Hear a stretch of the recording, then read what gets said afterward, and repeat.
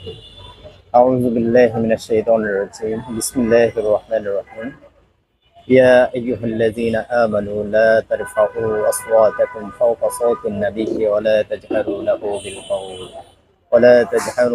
بالقول كجهر بعضكم لبعض أن تحبط أعمالكم وأنتم لا تشكرون صدق الله العظيم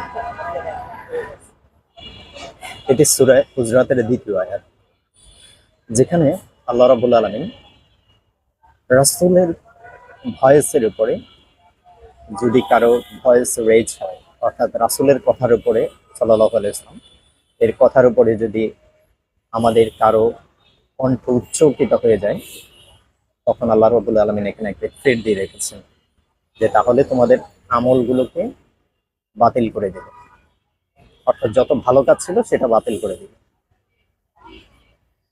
তো সুতরাং আমরা বুঝতেই পারি যে জীবনের সকল ক্ষেত্রে যেসব সিদ্ধান্ত আমাদের নেওয়া ছিল বা নেয়ার আছে, সেসব সিদ্ধান্ত অবশ্যই আল্লাহ এবং তার রাসূলের দেখানো পথেই হতে হবে। নিজের মন মতো করলে সেটাই আল্লাহ রাসূলের যে আওয়াজ, আল্লাহ রাসূলের যে সিদ্ধান্ত, সেই সিদ্ধান্তের বাহিরে চলে যাবে।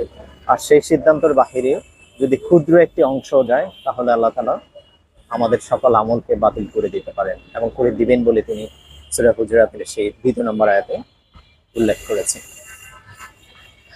আর এই আয়াতটি কেউ যদি মুখস্থ করতে চান, তাহলে তাদের জন্য আমি বলছি, বিসমিল্লাহির রহমানির রহিম।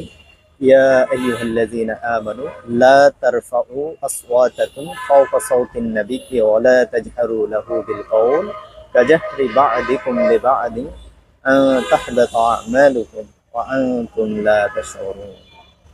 এটা পড়লে, কয়েকবার পড়লে আশা করি মুখস্থ হয়ে যাবে। আসসালামু আলাইকুম ওয়া রাহমাতুল্লাহি ওয়া বারাকাতুহু।